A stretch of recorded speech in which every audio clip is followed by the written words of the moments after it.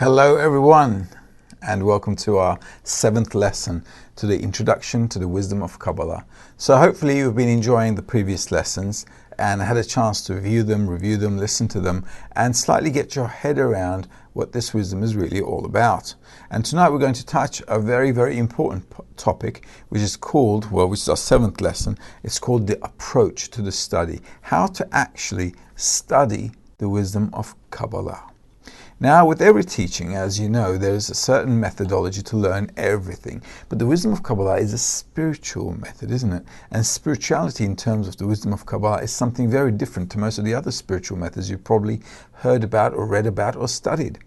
Now, in the wisdom of Kabbalah, spirituality means to attain exact qualities of the Creator, or God, or Allah. Doesn't matter what you call him. Simply because just like a child grows to be a grown-up like his parent, the Creator also wants us to grow up to be like him. So we can actually exist in his reality, just like a child can exist in the reality of grown-up people and can walk on his own legs, take care of himself, take care of his family, and have a good life. Well, that's exactly what the Creator really wants for us, just like this is what we want for our children.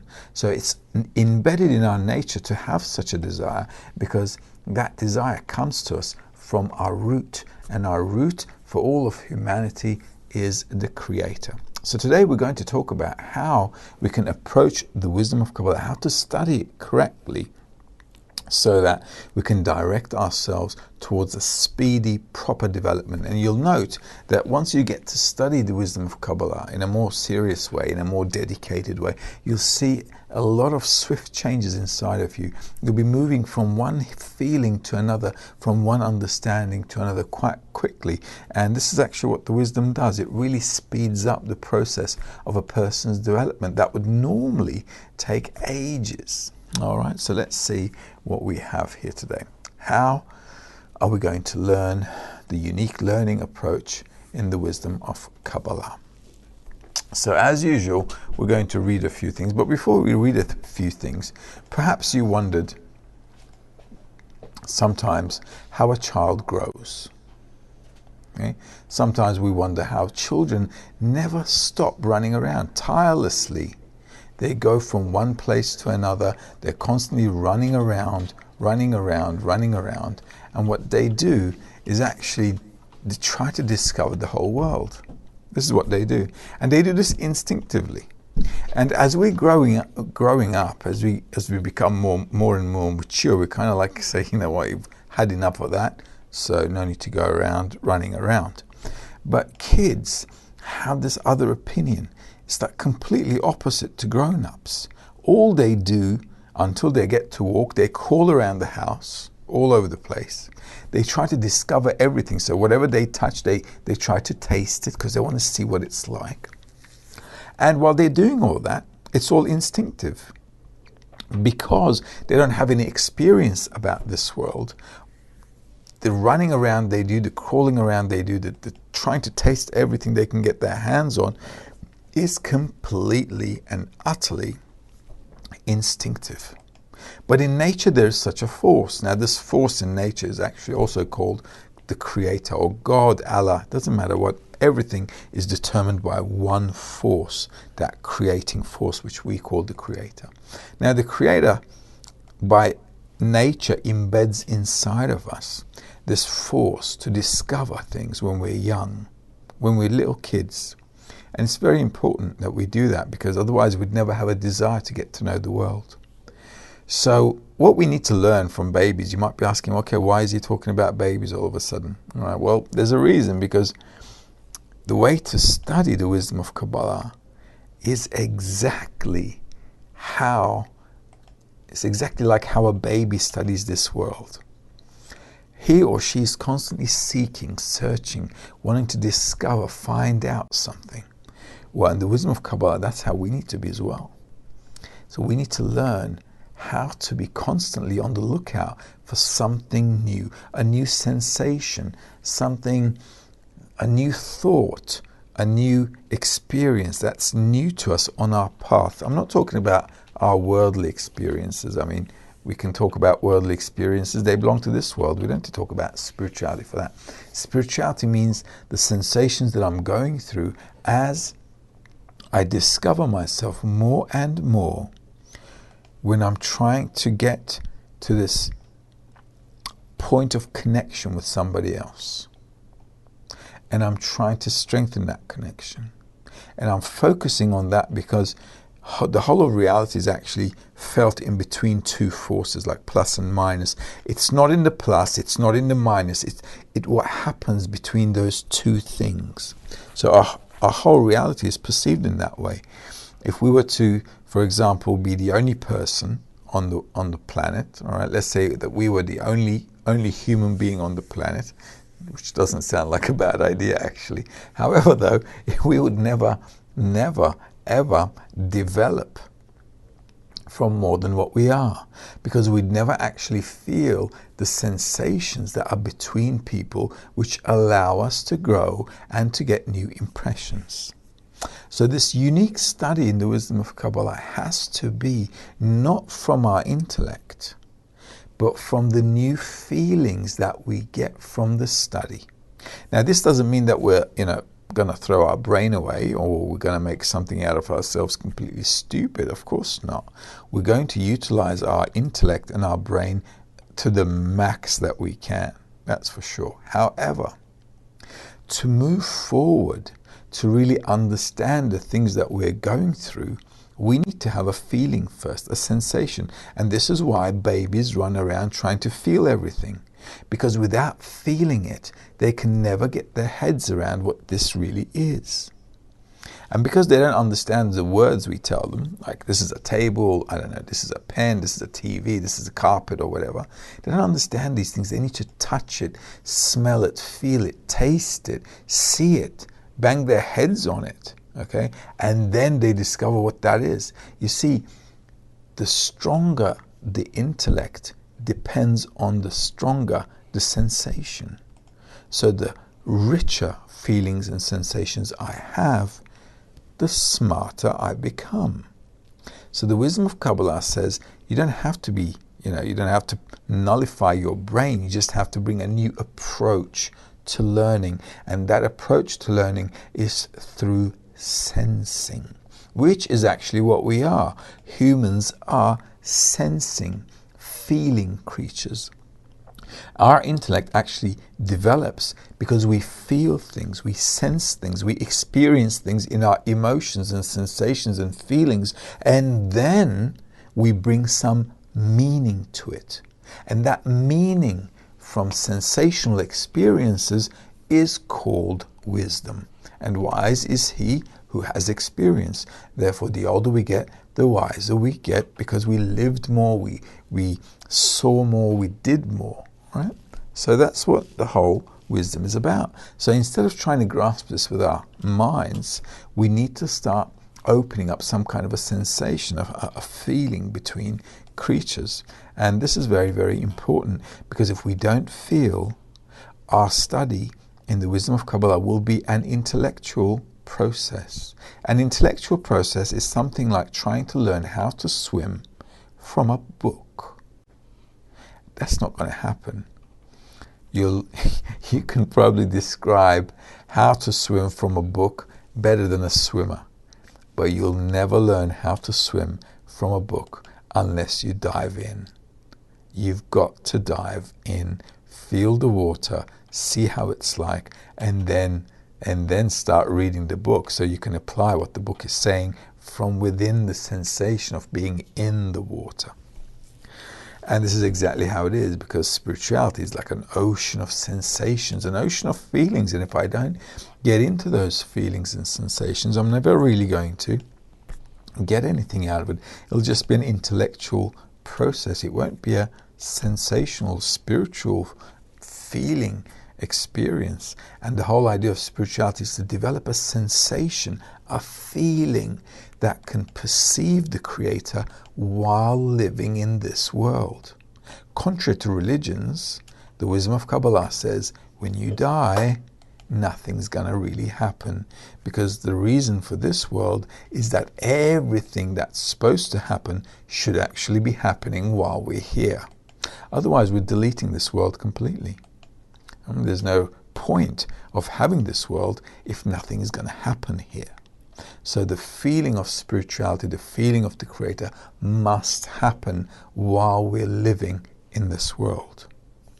So let's see what the Kabbalists say, and we shall move forward after that. So as long as we've got our heads around this, and then we can now move into further about how we develop this feeling in the study. So let's see what they say. In Kabbalah for the Student, page 27, in the article, The Essence of the Wisdom of Kabbalah, this is what it says.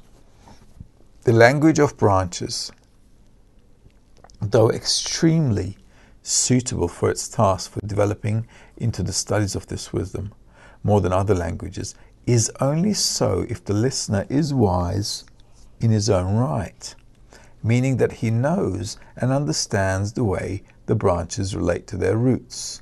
It is because all these relations are not at all clear when looking from the lower upwards. In other words, it is impossible to find any deduction or semblance in the upper roots by observing the lower branches. So in our previous lessons, we talked about root and branch, didn't we?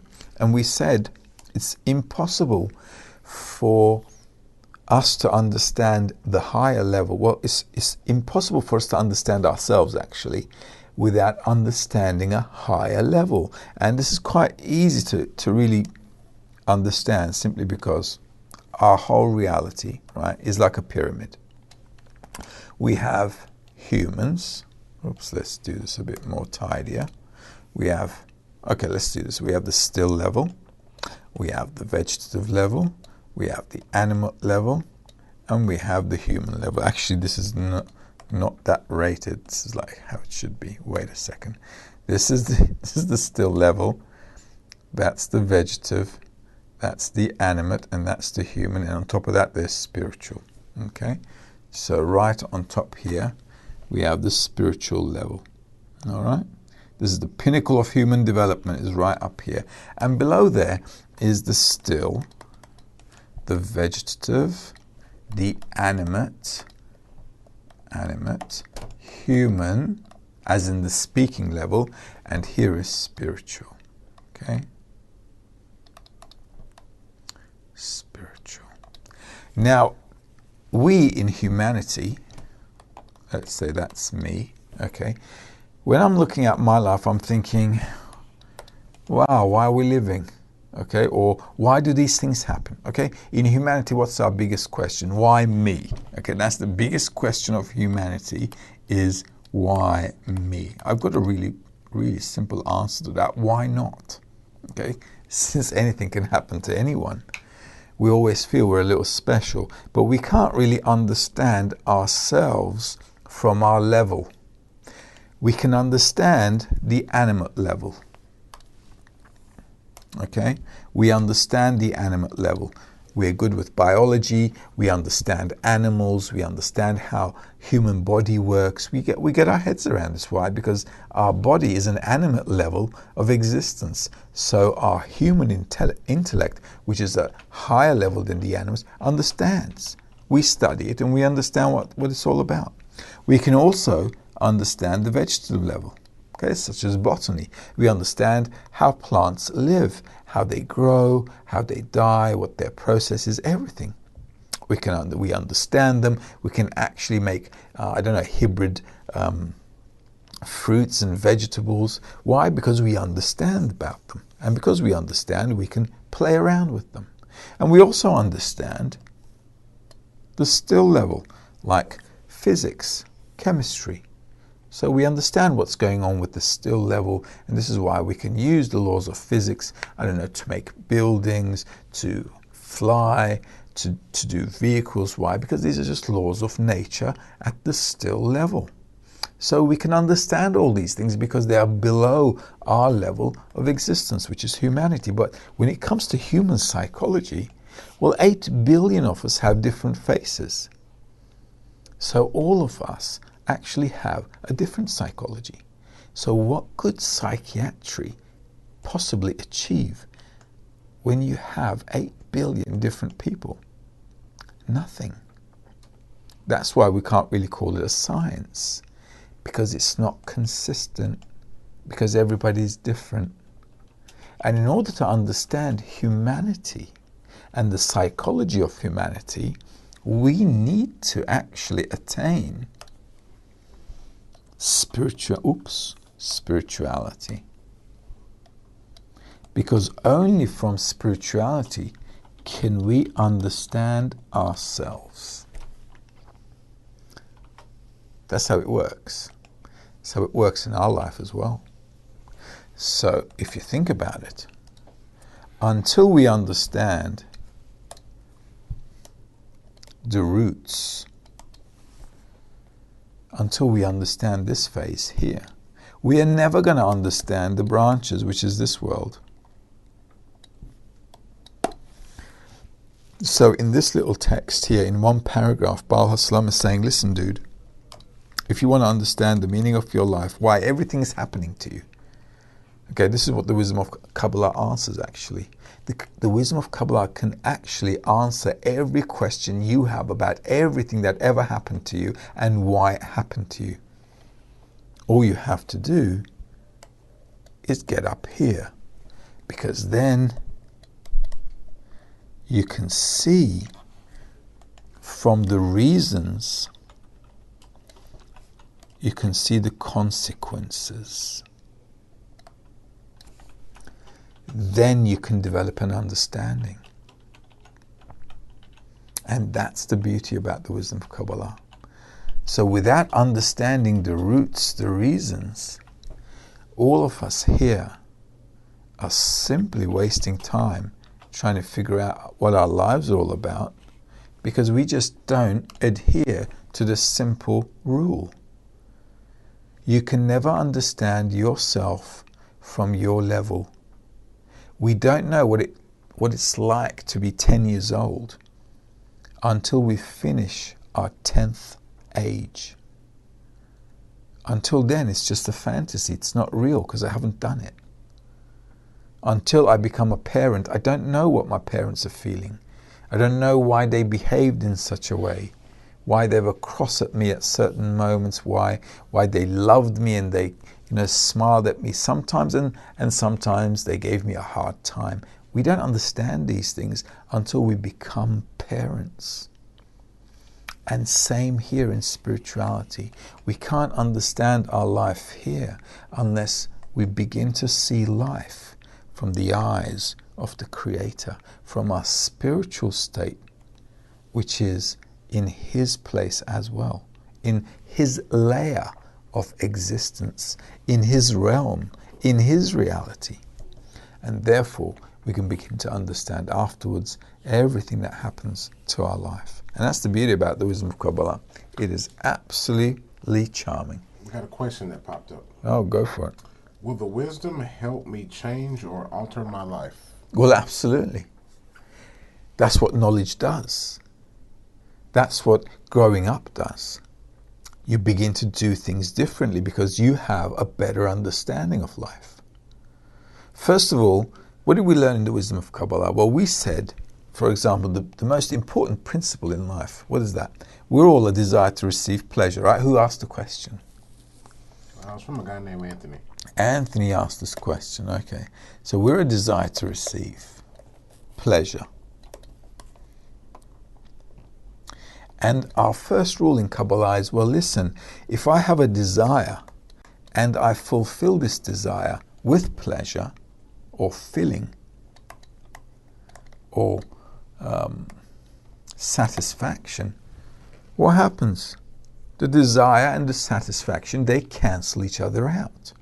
So now I feel like I have to chase another desire to get some other pleasure. So if I understand already that the desire and the pleasure cancel each other out, I can make a much better calculation. Because first of all, I can say to myself, wait a minute, if I'm going to run after something, it better be worthwhile because I'm spending my life on it. I don't want to waste my time and life running after silly things.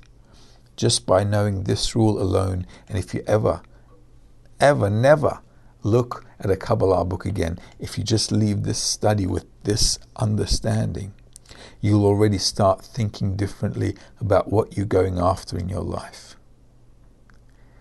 Because you'll see that a lot of things in your life that you're chasing don't add up to anything except a waste of your life.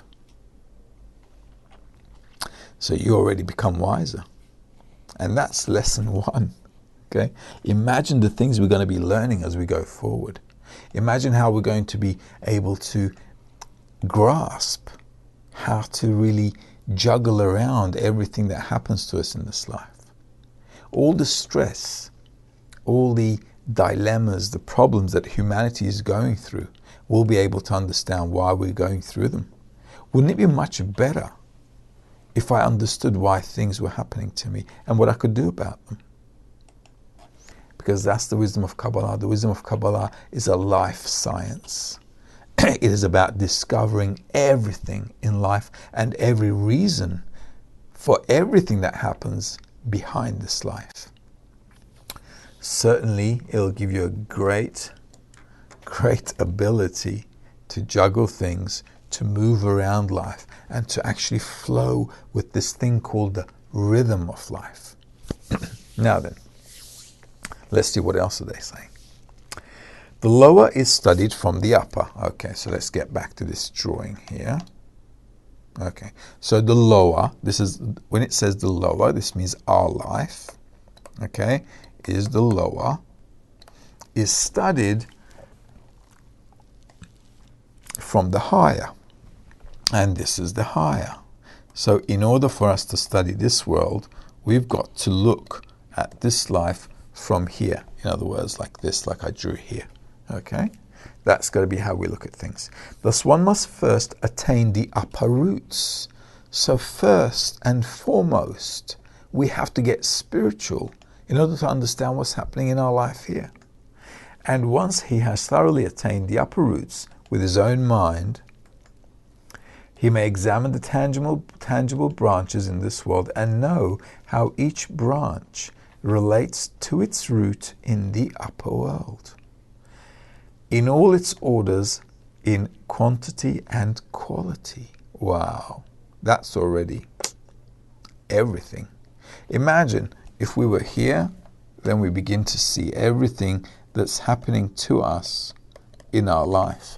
For example, I don't know, if I have a good day, if I have a bad day, if I have anything from traffic to a problem at work, to anything that will make me happy, my kids, my family, my wife, everything that influences me, I'll be able to understand everything because I understand the root behind everything. I understand the reason behind everything.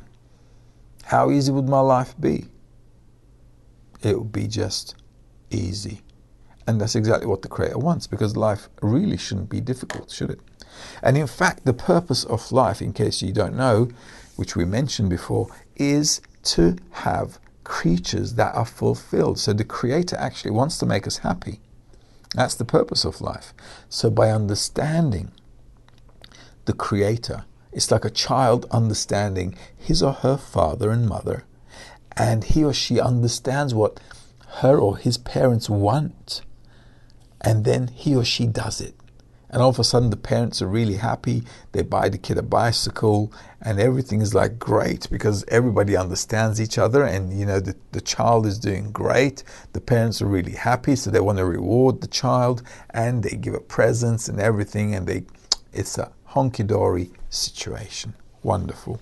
And this is exactly how our relationship in this world should be. If we manage to get our relationship right in accordance with the laws of nature, which are also the nature of the Creator, which is bestowal and love, actually. When was the last time you felt great? I'll tell you when. When you had a really good time with somebody you cared about, with a friend, with family, with your loved ones. That's when we're really happy. We're not constantly happy with material things. You know, if I don't know, if I have let's say I bought a nice car, I'm over it in a few weeks. I'm already used to driving it. I'm just, you know, what else can I do with the car? It's a piece of metal. It doesn't give me anything back.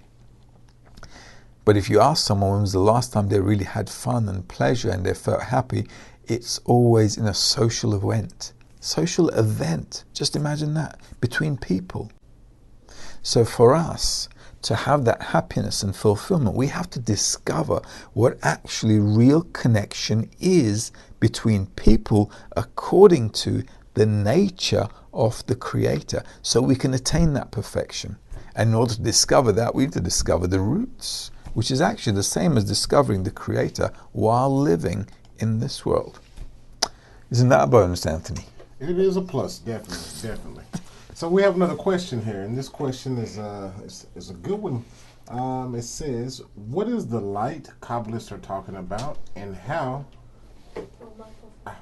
Sorry about that. So the question that we have here is, what is the light that Kabbalists are talking about, and how can a Kabbalah student draw this light? Well, that's very good. So we spoke about this in our previous lesson a little bit when we studied the wisdom of Kabbalah, how we attract this light, okay? And you'll also remember that I talked about, okay? I talked about how babies run around all day, okay? They run around all day, and from experience, from getting to know things, they become wiser, right? It's just exactly how we grow up. So this is exactly how the wisdom of Kabbalah works. This is why we can really take good examples from babies. Now, let's read a little bit more about how that works so that we can direct ourselves properly. Now then, let's see. First of all, why do we need to study the wisdom of Kabbalah? All right. Although I've said quite a few things about it, I really want to relate to all the explanations I did just now into what the text is talking about. So, continuing with Introduction to the Study of the 10th Sephirot from Baal HaSulam, again in the same book, Kabbalah for the Student, on page 373, Baal HaSulam writes as such: why did the Kabbalists obligate each person to study the wisdom of Kabbalah? There is a great thing in it, worthy of being publicized. There's a wonderful, invaluable remedy to those who engage in the wisdom of Kabbalah, although they do not understand what they're learning. Through the yearning and the great desire to understand what they're learning, they awaken upon themselves the light that surrounds their soul. Okay, so that's the answer to your question. While we study the wisdom of Kabbalah, we attract something that's called a surrounding light.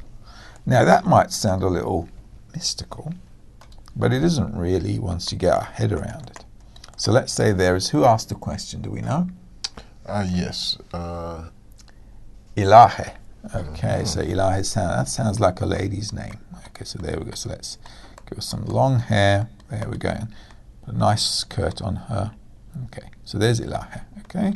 And she's rather happy with a dot in the heart who came to study the wisdom of Kabbalah. Okay? So that's lovely. Okay, you can see I'm a bit of a Picasso man myself. She's doing really well. That's a good picture. Okay, great.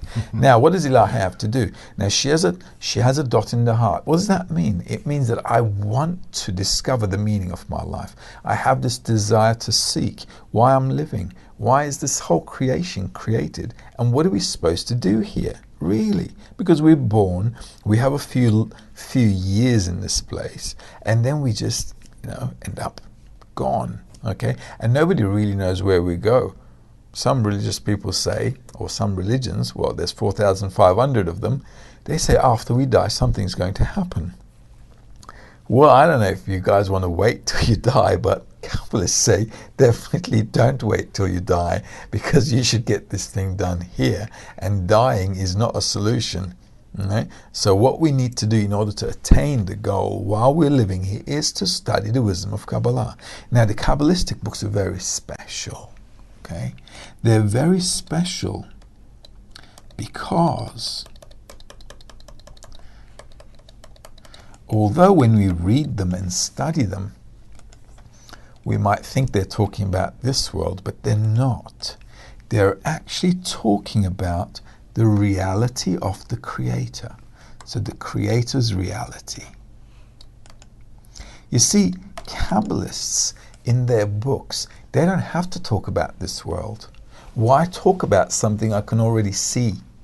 What are they going to tell me about the sunset or the moon or the planet when I can already see them?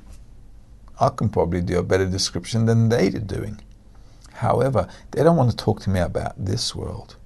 They want to talk to me about spirituality, our connection with the Creator. But unfortunately, due to lack of choice, they're using words from this world. However, though, when the intention of the book is directed towards the Creator, and a person like you is studying a book that's describing the Creator, describing the Creator and His relationship to us, what happens is, from there, we get something called feedback. That feedback is sometimes called enlightenment. Enlightenment. Now, in life, sometimes we study something and we don't understand what we're studying, right? Okay, I'm sure you had those moments. We all have. But then all of a sudden, one day, you say, that's what it was. I got it now. Okay, how do you think that happened? All of a sudden, you read the book, you didn't understand anything about it, and all of a sudden, it just clicked. I mean, like the light switch turned on. Exactly. And that's what actually it is. Now, what happens is when a student of Kabbalah is studying, is little by little, through the yearning, as it says here, because we want to study from a desire. We don't want to study intellectually because we forget things, but emotions, experiences are never forgotten. Even if you had an experience when you were very, very young, that sticks with you. It's like a photographic thing in your mind. You lived something, you had a serious feeling from it, and you never forget it. But intellectual stuff, imagine all those things, all the books and the things we learned in high school, all those things they taught us, drama and I don't know, history and geography. I mean, how many things do you remember? I don't remember anything. Because we generally forget things that are intellectual. And it's just fading away. But what we do not forget is the emotion. So by studying the wisdom of Kabbalah, we're studying our emotions with the interactions between the Creator and us. So we can get rid of this actually. And because we're studying that, we're getting feedback. Now this feedback is a slow process. Just like a baby doesn't get born and starts walking and running around the next day, okay, until he or she starts crawling, it's a good several months. Until he or she starts to stand up, it's a good at least 6, 7, 8 months, you know. Until then, they're all crawling, okay. So just like that, in the wisdom of Kabbalah as well, we study. But as we study, we attract and we continuously attract this thing called the light. And we attract it, I'll tell you how, we attract it drop by drop.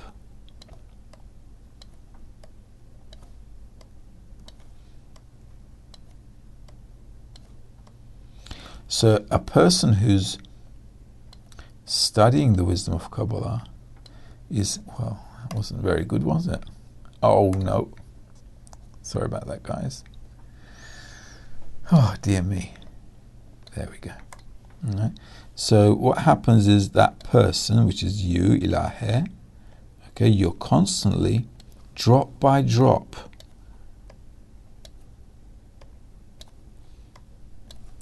getting light until it becomes an accumulation. Okay? This accumulates. Now, on the one hand, all your effort accumulates, just like in this life. Whenever we want to do something, we put effort and it's never gone to waste. Your desire for spirituality is increasing through your effort, because your effort is growing your desire for spirituality. Growing desire for spirituality. And as you grow this desire for spirituality, this vessel starts to get drops of light here and there, here and there. And all of a sudden, you begin to have these aha moments. And those aha moments accumulate until they become enough to reveal the first degree of spirituality. And then, bang, you reveal spirituality just like a baby is born and reveals this reality. You become a baby in spirituality. You actually give your birth there yourself by you studying. And that is attracting the light. You see, this is why they recommend us to study with a desire. Study with passion. I want this thing to happen. Okay, I need this thing to happen. Only people who have a big passion, a desire for things, become successful in life. Doesn't that surprise you? Why? It's not about how smart you are in life. It's about how much desire you have in life. Because the more desire you have, the more successful you'll be. That's a law of nature.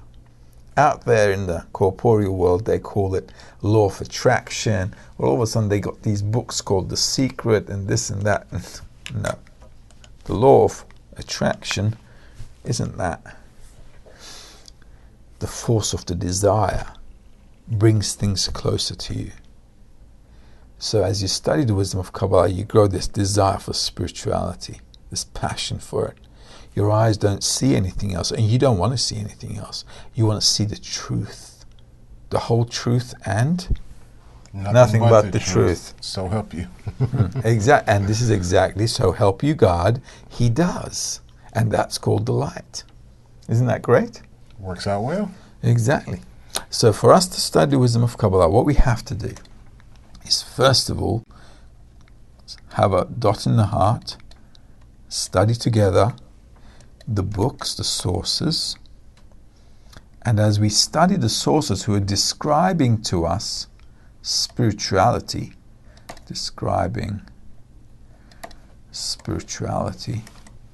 we begin to get forces from that reality. This is not far-fetched, guys.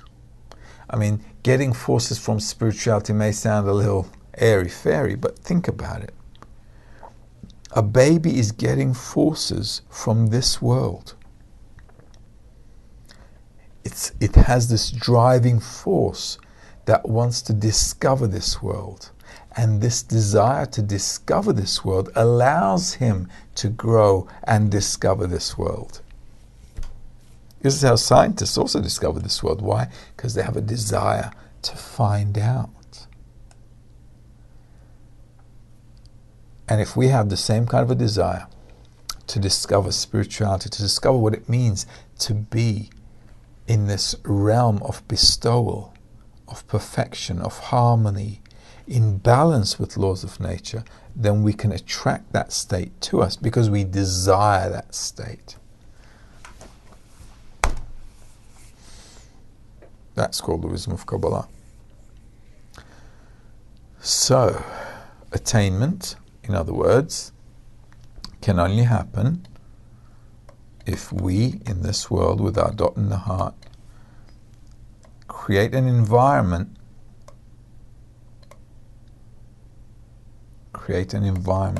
that will influence us so that we will want to develop spiritually.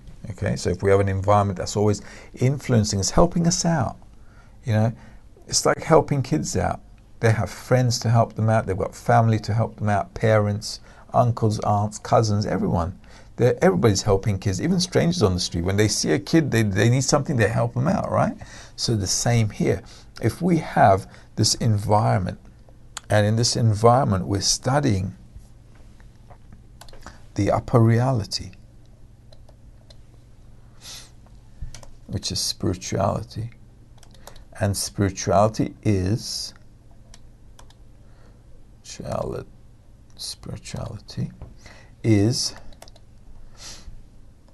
the Creator's attributes. Creator's attributes. Okay? Then we can begin to discover what our nature really is and try to match ourselves to what the books are talking about, so we can come to some kind of a congruence between us and the Creator, some kind of a reconciliation, some kind of a match where we have this connection happening. And that's the wisdom of Kabbalah in a nutshell. Obviously, it is a deep science. It is a very, very deep wisdom. But in a nutshell, if we study the wisdom of Kabbalah with the authentic sources, with a nice group of friends with us who'll help us along the way, and we try to actually apply the things that we're learning, and then what we can do is really grow like children who are trying to apply the things they're learning in order to grow. Just like attaining a profession. If I want to be a carpenter, I really want to get to know the wood, all the tools, which tools to use for what kind of wood, and to be a really master of that material. And spirituality is actually becoming a master of our nature, this desire to receive. And then if I'm a master of this desire to receive, I can know what to do with it, so I can mold it, with the help of the Creator, of course, towards bestowal, because I have to learn bestowal from who is bestowing, which is the Creator. This is why it is utmost important that for a person to first attain spirituality, to first attain the roots, the cause of everything, before understanding what's happening to him or herself in this world. Right, then, any other questions? Are we all good? I think we're good. Okay. All right, I'm glad we're moving forward. This seventh lesson is quite important, and sometimes we have, a bit of a problem trying to get our head around this thing. What does it mean to attract light? What is the light? What does it mean to study authentic Kabbalah sources? How do I do this? All of this is actually going to settle down inside of us as we move forward in the course. As you know, this semester is a 20-lecture course, and we're going to take everything step by step. And I'm sure the reason we're keeping it at a longer pace is because I want the group of people who are studying with us to experience some of the sensations that we talked about in these lessons as we progress. So until we get to the second semester, I do want to create some kind of an environment where you go through certain feelings and you can say, oh wow, we talked about this in the lesson, this was mentioned in the lesson, and now I'm going through this, and that was in the lesson. So I want to kind of start to take the students who are listening, who are watching, and who want to study seriously through at least these little steps where they can begin to come to the lesson with some kind of a sensation that, wow, I lived actually what we were learning. And I want to give that kind of an experience before we move to the second semester and then to the third semester afterwards, which are equally very, very important in our development.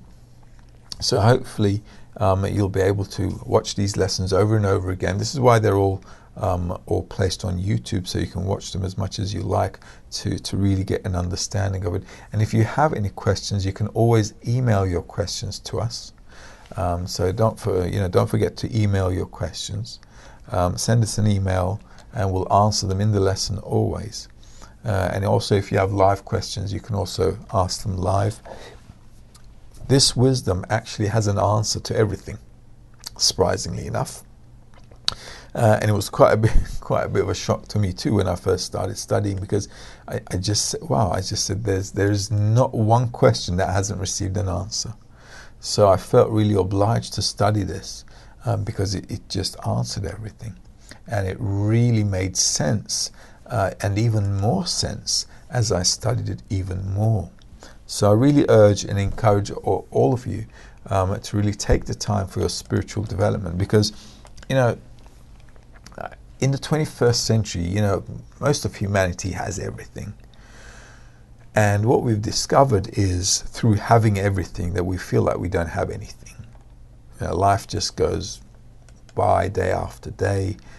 We're going to work, we come home, maybe you have a few hobbies, but at the end of the day, life is just going by. And we're not really adding much more sensations to the sensations that we already have in life. We want to repeat the things that gave us pleasure before, so that we can, you know, somehow try to maintain our happiness. And even that's not working either. And now in the 21st century, we've come to such a state with humanity that, you know, the amount of depression that there is in society, the amount of desire to just not do anything, to be just fed up with life, this desire that we don't want to do anything, go out anywhere even. A lot of people, they just don't want to go out anymore. And this is a natural phenomenon, because we just don't feel like we're going to be fulfilled from anything. And that's an accumulation of human experience through thousands of years, through generations that humanity has been going through. We've come to an understanding in our younger generation that we just don't have anything to get pleasure from. So why should I actually do anything? Why should I go out? Why should I work? Why should I do anything really? Because at the end of the day, I just don't see like there's going to be a pleasure from this. So this common understanding for humanity is very essential, and it needs to be reconciled with the purpose of our creation, because the whole suffering, at a psychological level as well, I'm not talking about suffering because we're hungry or we lack something. I'm talking about this acute qualitative suffering that we feel as humanity, that we just don't feel like there's anything to be happy from. So we just try to make the best of things, and our days go by. So it's very, very important for all students to understand that we have an amazing meaning to life, and that we're supposed to actually be, all of us, 8 billion of us, surprisingly enough, we're all of us together supposed to make one great perfection, and that there's a great plan behind this reality that wants to elevate us to an amazing level of consciousness. Just like this, you know, just like a banana, right? You know, I don't know if you guys watched it, but when when they cut a banana from the tree, it's all green, and you can't really eat that. Okay, it's just not going to taste right. You're going to get a really bad stomach. But what happens is that banana goes through a process, doesn't it? And then at the end of that process, it becomes nice and yellow. It becomes a little mushy, and when you eat it, it's like happiness food. Okay, banana for me has always been happiness food, so that's why I'm giving it as an example. But if you think about it, it's gone through this process to become something really amazing. And humanity is like that too. We're going through this phase like a fruit on a tree, and at the end of that development, we're going to be something really great. And I think for anyone who's asking about the meaning of life, who's asking about why we're living, this wisdom is definitely worthwhile to study, so that, just like in this lesson I explained, it'll give you this opportunity to really attract this wisdom upon yourself, and to get these new feelings and sensations that you hadn't gone through before, and that which you can actually answer the main questions of your life. And to resolve all those problems and issues is actually a great relief for an individual. Because to understand, because we're not really suffering from an event, we're really suffering from this question of why this happened to me. It's not about what happened, it's about why it happened. And that's the biggest question mark on the planet. So hopefully you'll stick around with us throughout these lessons, and hopefully we'll probably get to see you, hopefully, in one of our congresses or conferences or in one of the groups that study around the world. We have many friends who study all around the world, so hopefully we'll see you with one of the friends, the groups or conferences, congresses, whatever, and we'll have a great opportunity to meet each other and to connect. And you will see that this human connection is actually the answer to all our negative situations, and that positive connection really covers all the minuses, all the negative things in our lives. And any questions with that? I think we're good. I just want to add, if you have any questions, as Mutlu said, please write into us. That email is going to be africa@kabbalah.academy. Let's write that here. That's africa@kabbalah.academy. You can write into us there, and we'll make sure that we get you the answers. africa@kabbalah.academy. Academy. There we go. All right, so good. Academy is with a single C, I'm sorry. Academy. All right, there we go. africa@kabbalah.academy. You'll be happy to know, if you're interested in the wisdom of Kabbalah, that our lessons are now being translated to many languages, and there are groups and people who study all around the world. So if you do feel like, I don't know, if you're from India, Japan, I don't know, wherever on the planet, from here to Timbuktu, I don't know, Australia, China, we have friends all over the world, Russia, America, Europe, everywhere, North America, South America, even in Alaska we've got friends who study with us. So if you're interested, do write to us, because there's a group pretty much everywhere in the world, and they'll be more than happy to meet you. They'll be more than happy to put you, through this process of development with us. So take care of yourselves. This is the end of the lesson for today, and hopefully we'll meet you again in our next lesson, where we'll be going through, let's see what topic we'll be going through next time. Lesson number 8.